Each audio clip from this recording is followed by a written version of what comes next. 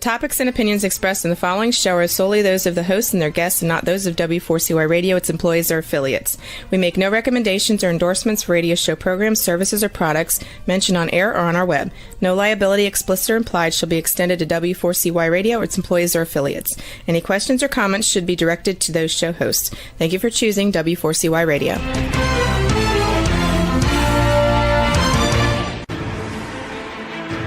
What's working on purpose anyway? Each week, we ponder the answer to this question. People ache for meaning and purpose at work, to contribute their talents passionately and know their lives really matter. They crave being part of an organization that inspires them and helps them grow into realizing their highest potential. Business can be such a force for good in the world, elevating humanity. In our program, we provide guidance and inspiration to help usher in this world we all want, working on purpose. Now, here's your host, Dr. Elise Cortez.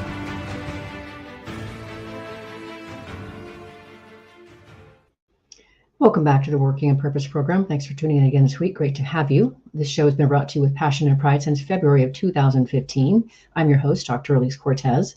If you don't know me and we've not met before, I'm an organizational psychologist and logotherapist, speaker, and author. My team and I at Gusto Now help companies to enliven and fortify their operations by building a culture and leadership activated by meaning and purpose. Our mission is to help our clients create a destination workplace where people flock to join, are intrinsically motivated to perform at their best, can grow to their fuller potential, and are committed to stay and dynamically deliver on the company's mission, which all translate to higher profits. You can learn more about us and how we can work together at gusto-now.com or my personal site, elisecortez.com. With us today is Fabrice Desmarescaux, who works with CEOs and business owners and their teams across Southeast Asia and Europe to help them reach higher levels of performance and consciousness.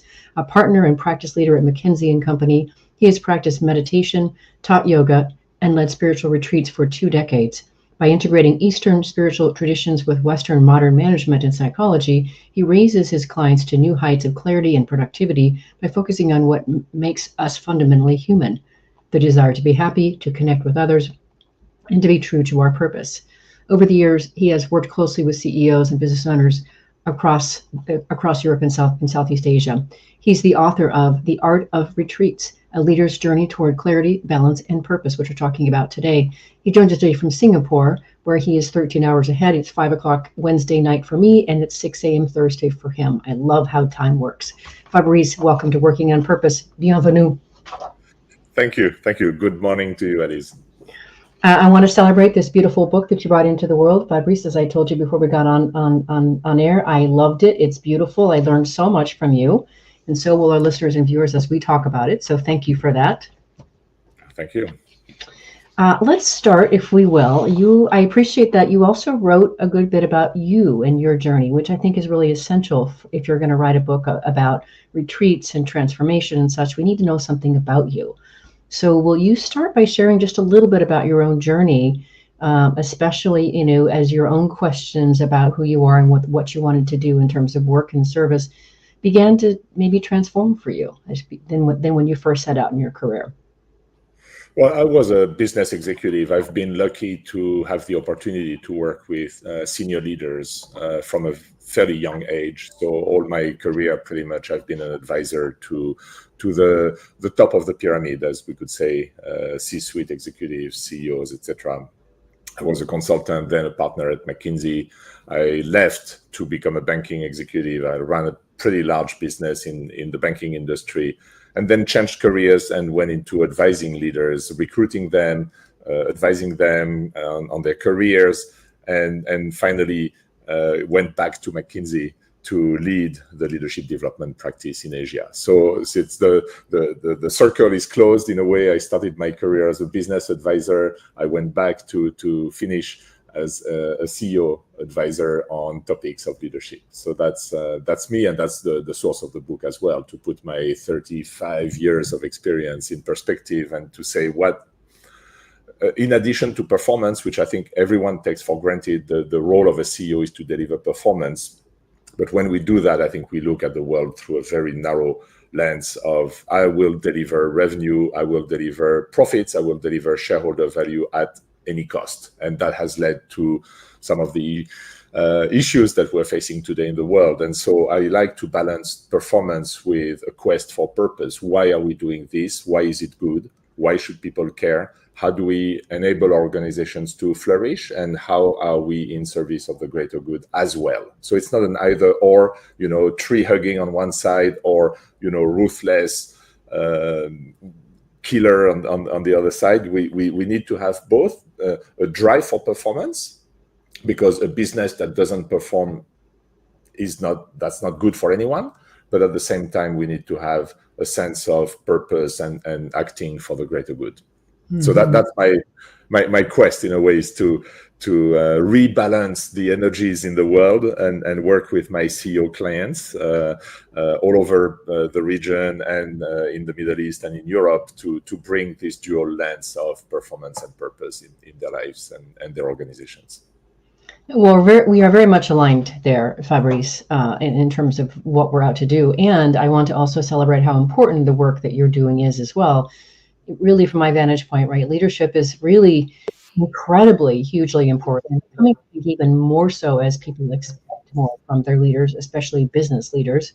And so it takes an even stronger, more capable, competent, balanced, in touch with himself or herself person to do that. And so I really appreciate that you really, in your book, talk about the importance of how leaders need to achieve greater clarity, balance, and purpose when they combine both acting and being, and especially taking time to, partake of a retreat to be able to do that, which of course is the focus of your job. And so I appreciate that you say, and the higher they go in any organization, the greater the rewards for marrying action and contemplation. Yeah, which is a paradox, because the higher you go, typically the more, the busier you're going to be, and there's going to be distractions from all parts, right? So let's take a minute to reflect on the role of a CEO. And I'm talking CEOs the CEOs I work with tend to be at the head of very large organizations, right? So we're talking 10, 20, 30,000 employees, yeah, and market capitalizations of 10, $50 billion, right? So, but I think everything I say applies to much smaller businesses as well. It's just a question of scale, but the nature of the role remains the same. And first and foremost, the CEO has the ultimate responsibility for conducting the business and is the steward of the organization into the world. So it doesn't matter whether you have 3 employees or even if you're self-employed or you lead 50,000 employees, you have access to power, you have access to resources, and therefore you have a responsibility. And that responsibility, we have to see it as going beyond just delivering value for the shareholders.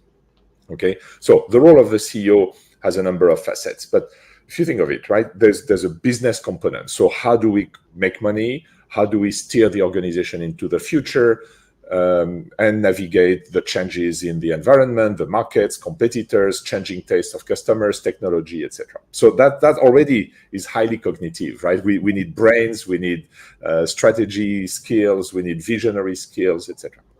Then you lead an organization, so that's human beings. These annoying things that have their own needs and their own, competing agendas. Yes.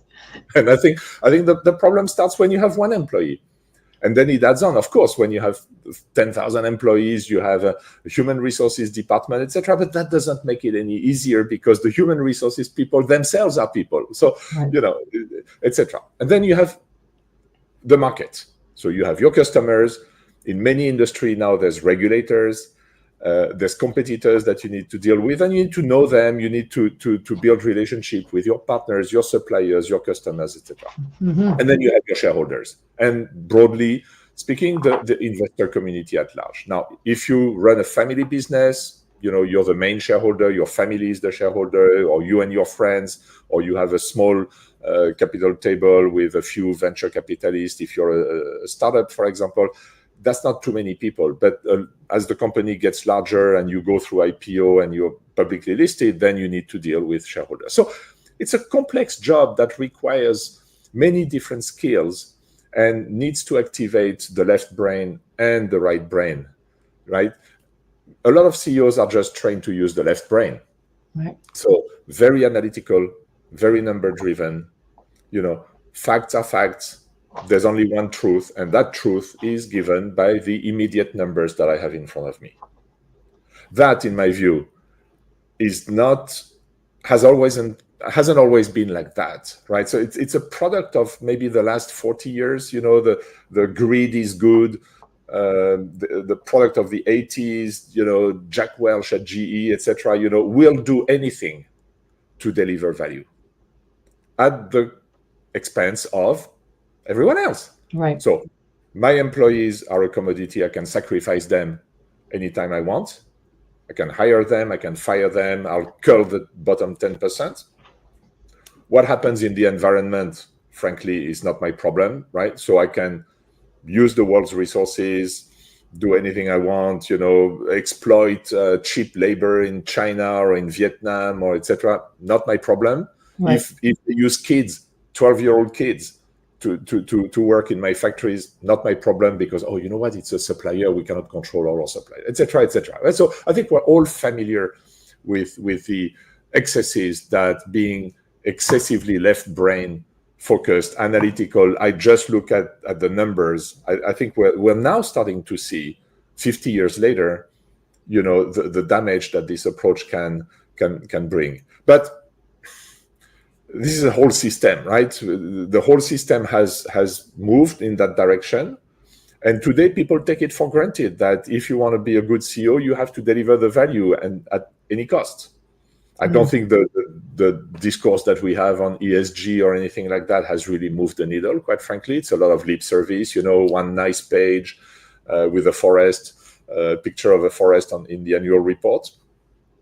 I think today we're in a system that predominantly is left brain, analytical, focused on numbers, and doesn't take the whole picture in consideration. It's not a holistic approach. So I think what you're saying, and correct me if I'm wrong, Alice, but and what I'm working for is to say, let's reestablish a holistic view of leadership, which existed before, the family capitalism, people who, and I'm not saying it was flawless, but there was a lot of social responsibility in the early days of capitalism. And of course, if you go way before capitalism, then it was a different system. The issues were much less complex.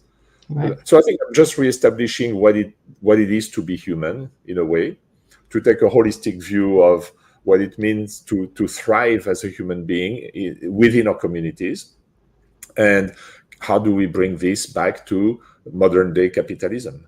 Yeah. Well, here's what's great, Fabrice. I mean, I've been hosting this show for 9.5 years, and it's evolved tremendously over time. And I have quite an abundance of guests who are coming on, and the surround sound of creating, as you call it, more of a holistic approach to doing business and leading is deafening. I mean, I had an attorney on last night, a Black millennial attorney, talking about the importance of compassionate, conscientious leadership. I had an economist on who helped us understand the evolution of the last 240 years of capitalism. To your point, it started off much more socially aware and more focused on the value for the customer and lifting lives, and it later got more bureaucratized and financialized, et cetera. So yes, there's a lot of us working on this together. The Economist believes that about 15% of companies today are maybe heading more toward that holistic approach that you're talking about. Part of what I care about, and probably what you care about, is let's try to get that to 20 and 25 and 30%. Doing so will fundamentally change the world, and that's what I care about. So that's why I bring on guests like you to advance this conversation that I think is so critical, and keep teaching people, keep lifting people, keep inspiring people that there is a better way. I'm fully convinced of what you say, and there's if you're familiar with philosopher Ken Wilber, and he's not the only one to say that. There's a tipping point. Yes, right? Yes. Once we reach, and he says 10-15% of the population that has elevated their consciousness to see the holistic picture, if you want, right? That tipping point then will drive the rest of the later adopters, and there's no going back. So I'm hopeful. And look, very to come back to me, and I'm just a small human being, working on this. But the fact that I have the possibility to do this work within McKinsey, Yes. In the past, we said, oh, McKinsey, okay, you guys are fantastic for strategy, probably, one of the best firms in the world for strategy, quality, excellence, etc. But you're very much focusing on the bottom line. That's why your clients hire you. And the fact that, me and a number of my colleagues, right, we're about, 200 consultants, partners, and some of our affiliate coaches to do this work within a system like McKinsey, I think is a very encouraging sign. And not to advertise for McKinsey here, but these are signs that I think the world is changing and the level of consciousness is changing. I completely agree. And also the other, the big four consulting companies, also they all have a purpose department. All of them are doing this work as well. So I also find that encouraging. Yeah. So on that encouraging note, let us grab our first break. I am your host, Dr. Elise Cortez. We are there with Fabrice Desmarescaux. Excuse me, I didn't say that right this time. Desmarescaux. Thank you. Very important to get a name right. Who works with CEOs and business owners and their teams across Southeast Asia and Europe to help them reach higher levels of performance and consciousness. We've been talking a bit about just where some of this leadership came from over the last several, say, 50 years or so, the need to incorporate left brain and right brain thinking and reach for higher consciousness. After the break, we're going to start talking about just the benefits of taking retreats and what that really means and how people can start to participate. Stay with us. We'll be right back.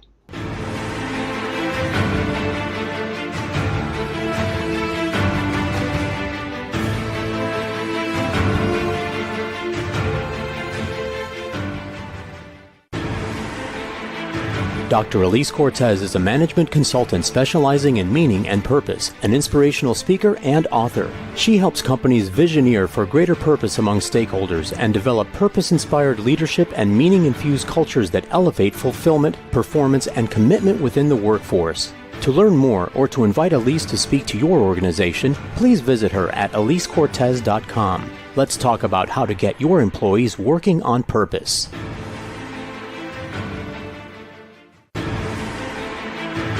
This is Working on Purpose with Dr. Elise Cortez. To reach our program today or to open a conversation with Elise, send an email to Elise, A-L-I-S-E, at elisecortez.com. Now, back to Working on Purpose.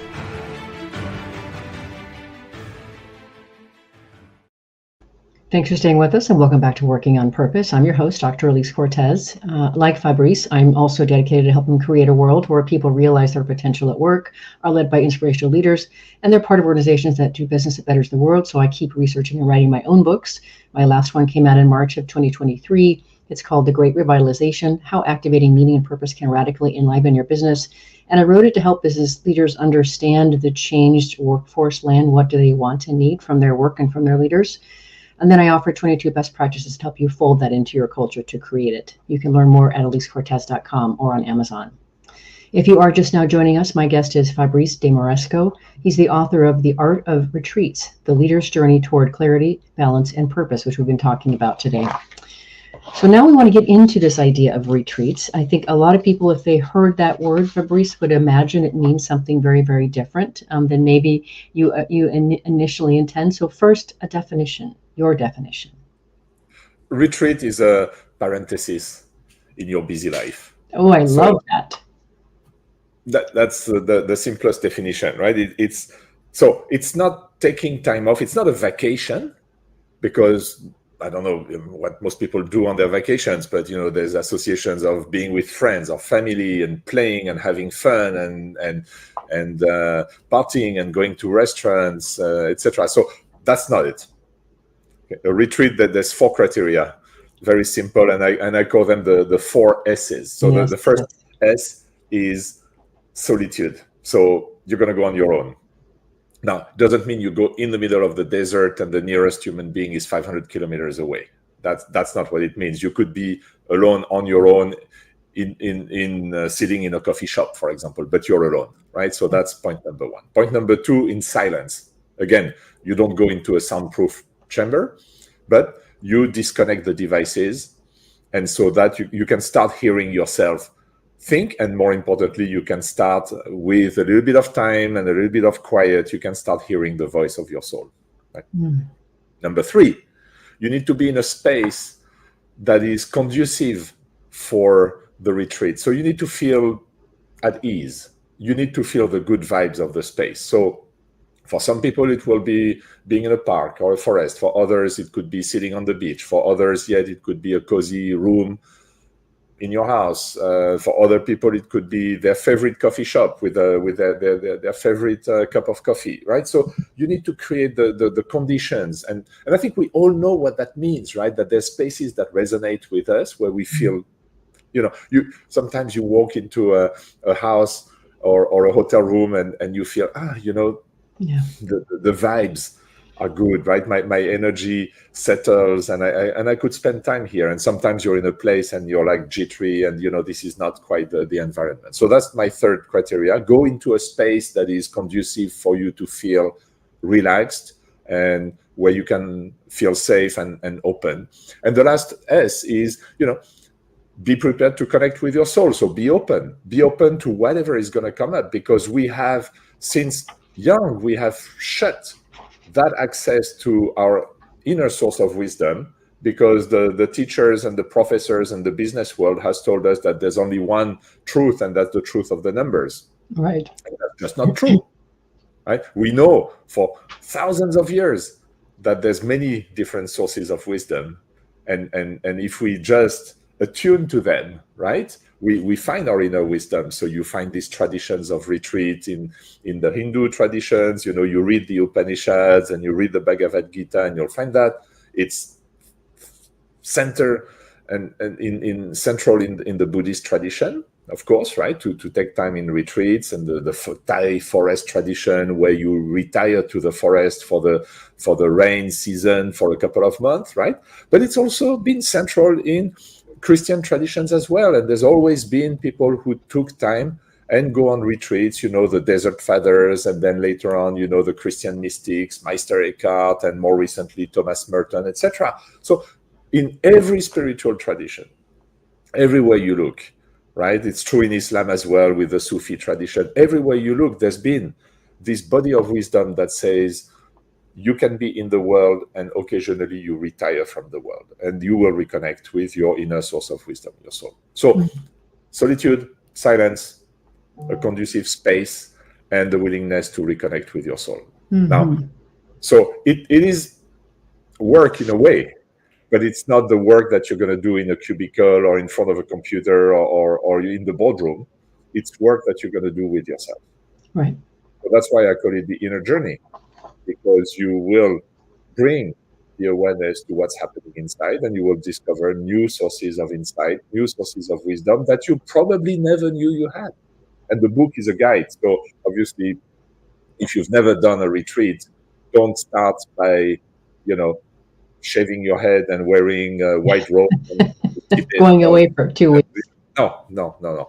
Take 1 hour, take 2 hours. Let's go baby steps, disconnect the phone, take a notebook, and I absolutely discourage people from using tablets or their phone to take notes, because a lot of it are going to come. So take a proper pen and take a proper paper, and I always encourage my clients, buy yourself a nice notebook, because you will continue writing in it, and years later you'll come back and you'll see, oh, these are the patterns, years ago I already knew that, but now I cannot ignore it anymore. There's so much that comes up in these retreats. So I guide the reader in baby steps, how to do it, the logistics, how to convince your family or your office colleagues that, yes, it's important that I take 2 days and I be completely disconnected, and how to prepare for it. And then once you're in your retreat space, wherever that is, and however long you want to do it, 2 hours, half a day, 1 day, 2 days, maybe at the beginning. Don't go for too long, because, it's like go to the gym, right? I mean, don't go to the gym. If that's the first time, don't go for a 3-hour workout, because you're going to die, right? So go for a half-hour workout the first time, right? And start appreciating it. A retreat is a slow process of inner discovery. So let go of your attachment to outcomes. Maybe you're not going to have an illumination the first time. Maybe you're not going to be able to walk on water straight after your first retreat, but you're going to see the difference if you repeat the process. And so that's what it is. That's beautiful. I also enjoy facilitating retreats, so I'm every word that you have said, I'm in a complete agreement. Okay, so for the people who haven't had a lot of exposure to retreats and maybe just aren't familiar, I think it would be very useful to offer a few of the things that you show in your book. I mean, 10 signs that you might need a retreat. What are some of those? Well, the signs that you may need a retreat is, first of all, and I think that's one of the most important, is how distracted are you? How scattered are you? Yeah. So imagine that you need to work on a presentation. And, so it could be a presentation to your investors. You want to give them an update, or it's a presentation for a very important client that you would like to sign. So whatever it is, right? Can you block time and work and do, what Cal Newport calls deep work, right? Can you be uninterrupted for a longer period of time, 1 hour, 2 hours without interruptions? And most people, the truth is they can't. They can't because, first of all, there's plenty of notifications that keep coming on their devices that distract them. So they haven't had the discipline to turn off all the notifications. They're also uncomfortable to say, hey, 2 hours, maybe I need to check on my email every 15 minutes, just in case something important has happened. I mean, you wonder what could happen, but anyway, etc. So a lot of people are very uncomfortable blocking, say, 2 hours to do deep work. And so this is the first sign that you need a retreat, right? If you're constantly checking your phone, one tip I give to my clients is look at how many times you pick up your phone. There's an indicator on Android and iPhones that says, okay, how many times did you unlock the phone, or how many times did you pick up in a day, right? If it's above 100, you're in the red zone, my friend. Right? If you cannot live without checking your phone more than 100, less than 100 times a day, you're in the danger zone. So that's a sign, right? Sometimes we feel it. We feel that there's something, right? And look, quite frankly, it could be also the early signs of burnout, right? Because we're not very good at noticing what's happening, right? But you don't want to wait for a day where you cannot get out of bed, right? So pick up the signs that you need to rest, and rest doesn't necessarily mean go out with your friend and party all night. Rest means take time to regroup and be by yourself and start reconnecting with yourself, because we're in the corporate world, we're very disembodied, right? Essentially, it's like we bring this to work, right? Right. Rest doesn't matter. We ignore the body, right? So we bring our heads, and the body is simply a complicated device that can bring your head from one meeting room to another meeting room. Well said. And we've lost the ability to connect and notice the physical sensations, notice the feelings, notice the emotions, notice the level of energy in our body, right? So we're not attuned to the cycles in our body, the need to sprint sometimes and then recover, sprint and recover. We think, life is a marathon, but it's not. Yeah. You need recovery time. So, a few of the symptoms in the book, I list 10, it's a little bit of a funny way to get started, right? But it's like yes or no, you feel like you're, submitted to the conditions of your environment instead of being on top of it, for example, right? So it's a simple quiz to say, hey, if you get too many yes, maybe you should consider creating that parenthesis that I call retreat. I think it was really important for us to bring this up, because a lot of people are probably like, I don't need that. I don't have time for that. But when we're confronted with that list, and you start to realize that you've just checked 5, 6, 7, 8 of those 10, maybe we should look into this. So thank you for sharing as beautifully as you did about just some of the signs that might indicate. Where I want to go next, and you started to open it earlier, but it's just so beautiful. I just want to take us into this space here, Fabrice. One of the things that I really love about doing retreat work myself too is the notion that, one of the S's, that of course the soul piece, the spirit piece to it. And so this idea, this need for contemplation, of course, with action, you say connecting with the soul cannot happen in a noisy world. Completely agree. And you need to let your life speak. And then of course you then reference Parker Palmer, who I also know of it as well. And what he wrote, which is so beautiful, we have to read it out loud. He wrote, "The soul is like a wild animal, tough, resilient, savvy, self-sufficient, and yet exceedingly shy. If we want to see a wild animal, the last thing we should do is to go crashing through the woods, shouting for the creature to come out. But if we are willing to walk quietly into the woods and sit silently for an hour or two at the base of a tree, the creature we are waiting for will emerge, and out of the corner of an eye, we will catch a glimpse of the precious wilderness we seek. That is so beautiful, so compelling. And what can happen? And what can happen in a retreat?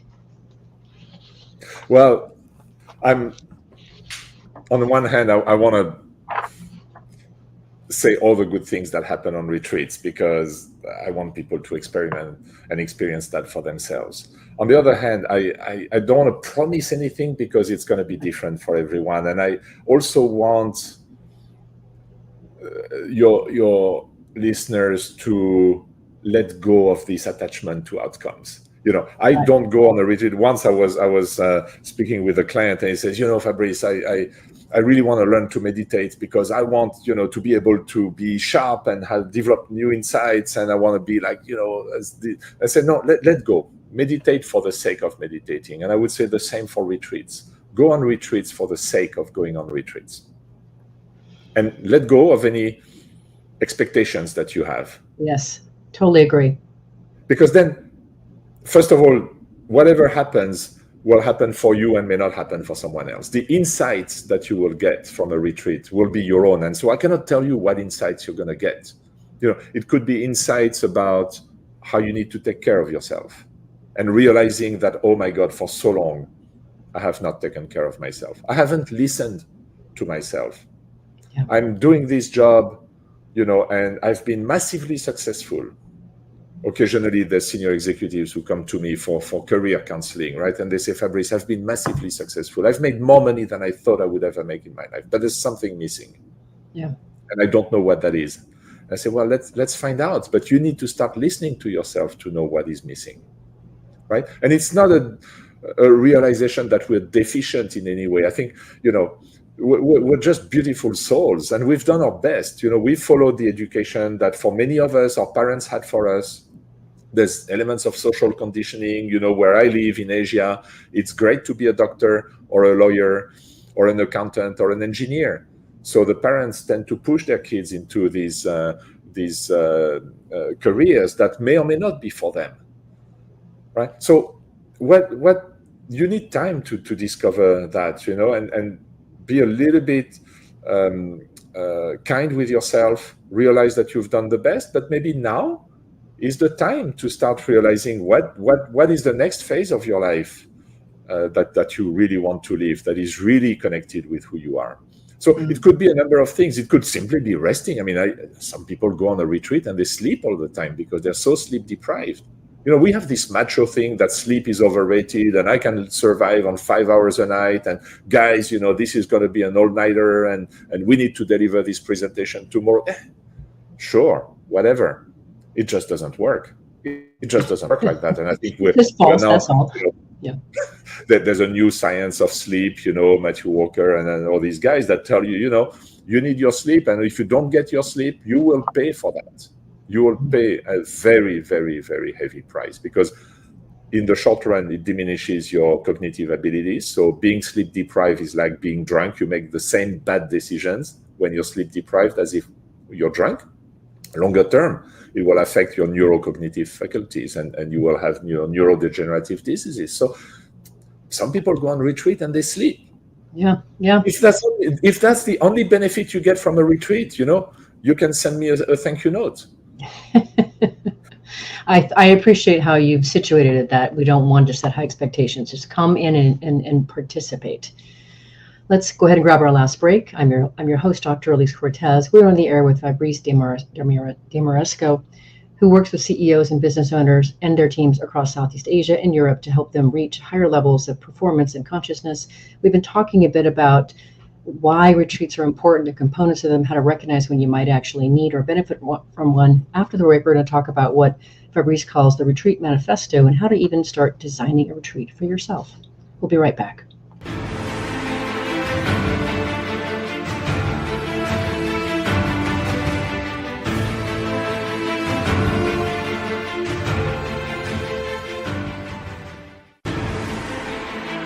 Dr. Elise Cortez is a management consultant specializing in meaning and purpose, an inspirational speaker and author. She helps companies visioneer for greater purpose among stakeholders and develop purpose-inspired leadership and meaning-infused cultures that elevate fulfillment, performance, and commitment within the workforce.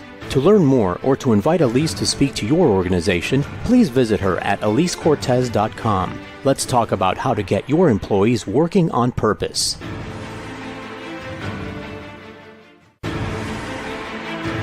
This is Working on Purpose with Dr. Elise Cortez. To reach our program today or to open a conversation with Elise, send an email to Elise, A-L-I-S-E, at elisecortez.com. Now, back to Working on Purpose.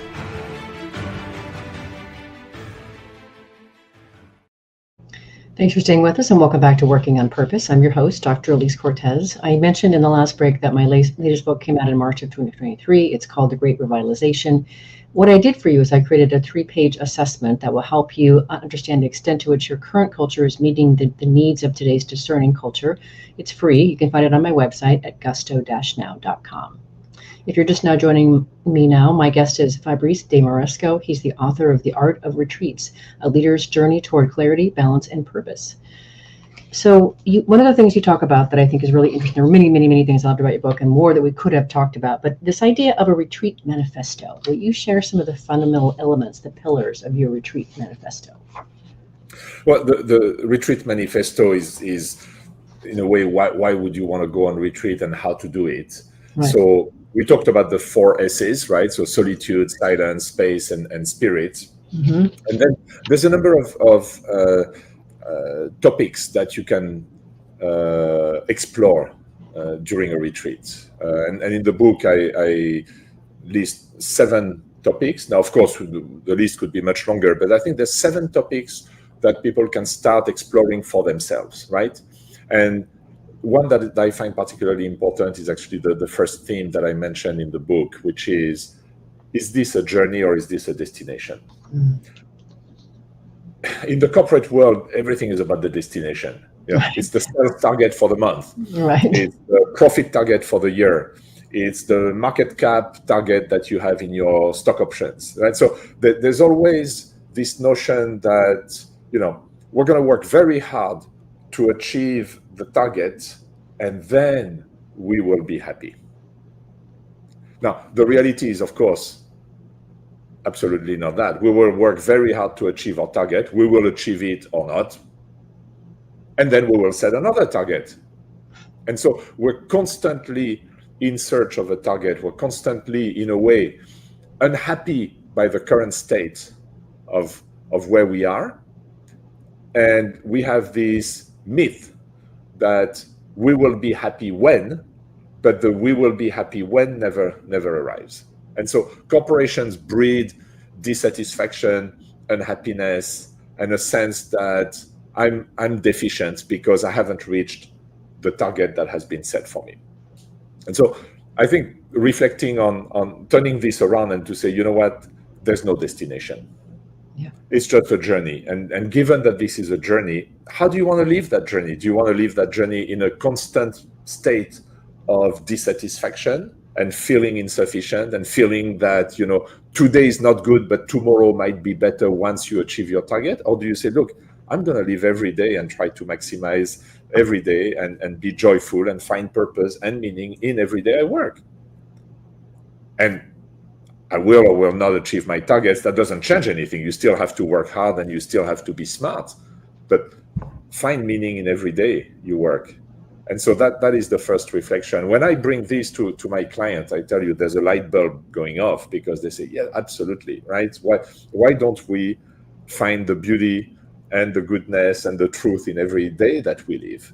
And how can we start creating this sense of joyful fulfillment that we can have in our organization? So that's one theme. Mm-hmm. Another theme that I like is to discuss, and that's very uncomfortable, and a lot of clients at the beginning find it difficult, is the realization that you are going to die. Yes. Right? We tend to forget that.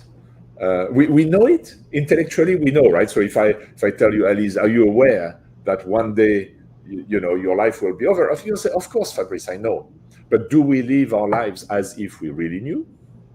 Or do we live our lives as if this is, a hypothetical scenario that will happen one day, but I don't need to worry about that? And so, through very simple exercises, coloring, the squares and seeing how many squares you have left based on your life expectancy, realizing that you have a finite number of hours and days, and brings the realization that, oh, my time is precious.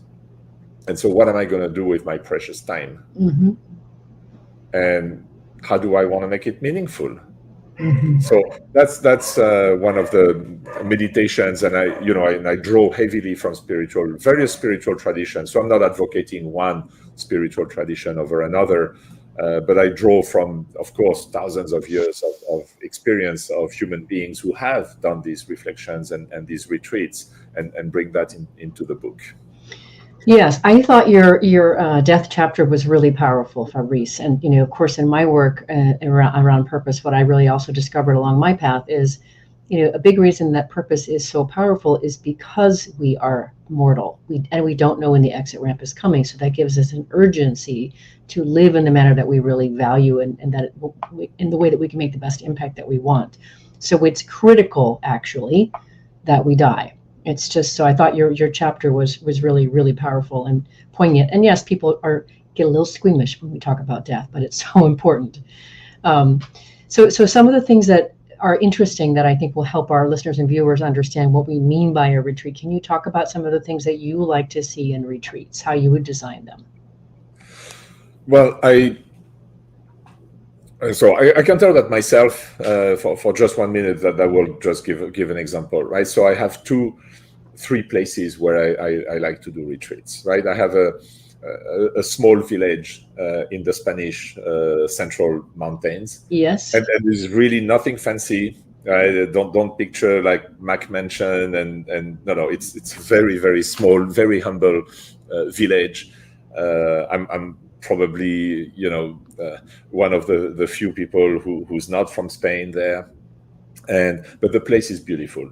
So when I go there, in a way, I switch from the sophisticated life of the C-suite of Asia and Singapore, shiny glass buildings, etc., and I go to a very simple life. That is a very powerful reset. Yes, absolutely. I suspect that a lot of the people who listen to us will have a similar experience. Maybe we live in a big city, we work in an office tower, or etc. We have this fast pace, 24 hours a day kind of lifestyle, and then we have an opportunity to do a reset. I think that's very powerful, to reconnect with what is simple and true in life, and the connection with nature.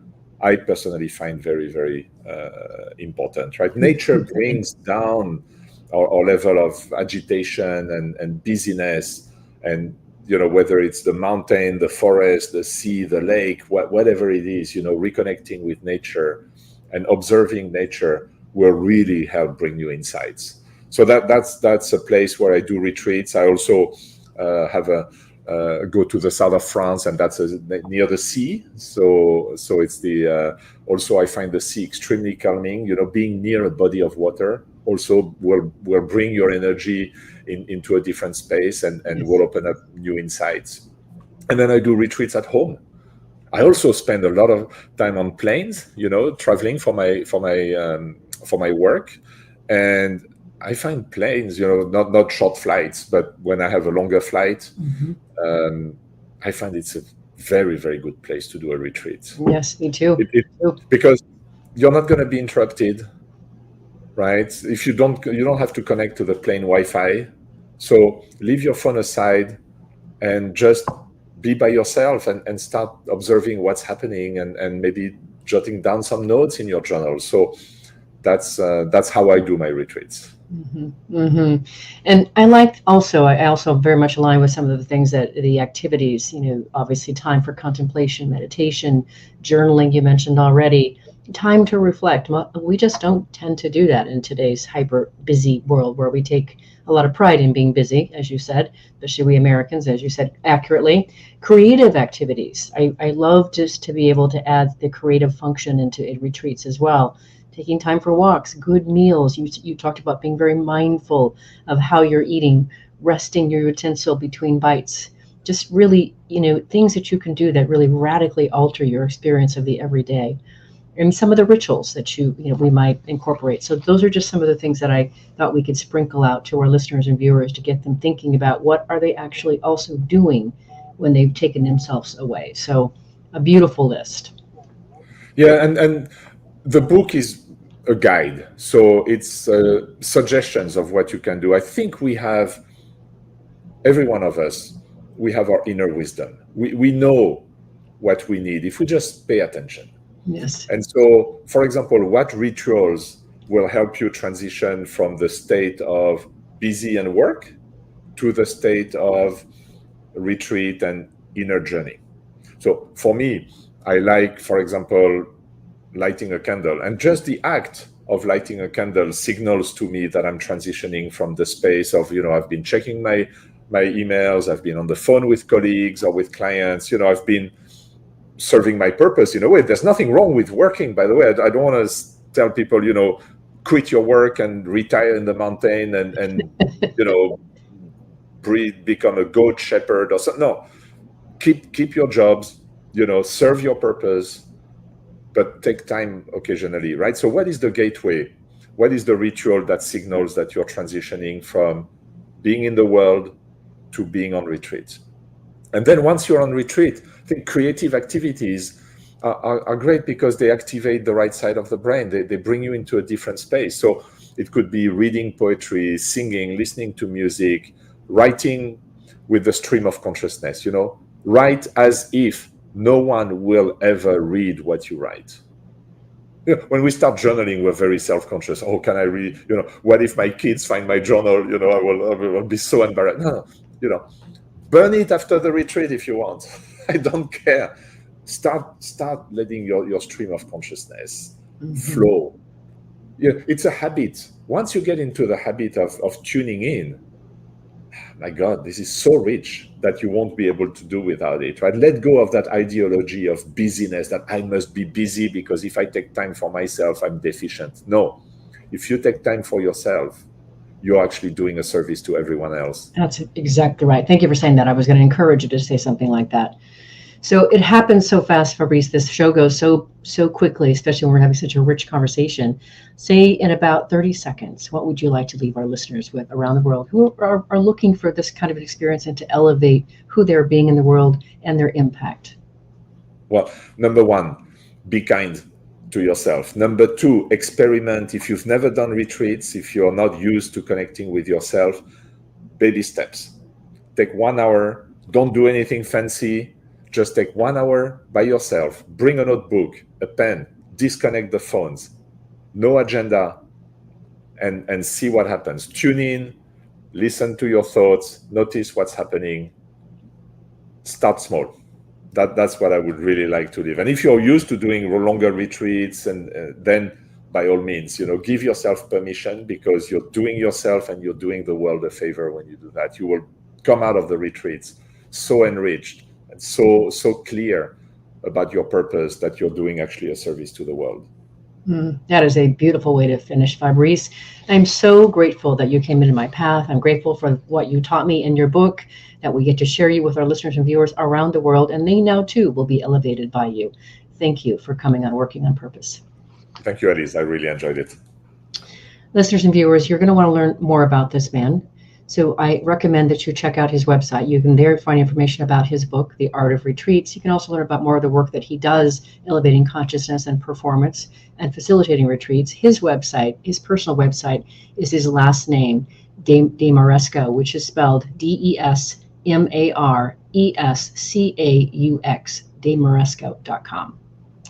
Thanks for tuning in. See you next week for another nourishing and educational conversation on creating destination workplaces where people thrive, leaders inspire greatness, and business is done that betters the world. And remember, work is one of the best adventures and means of realizing our potential and making the impact we crave. So let's work on purpose. We hope you've enjoyed this week's program. Be sure to tune into Working on Purpose, featuring your host, Dr. Elise Cortez, each week on W4CY. Together, we'll create a world where business operates conscientiously, leadership inspires impassioned performance, and employees are fulfilled in work that provides the meaning and purpose they crave. See you there. Let's work on purpose.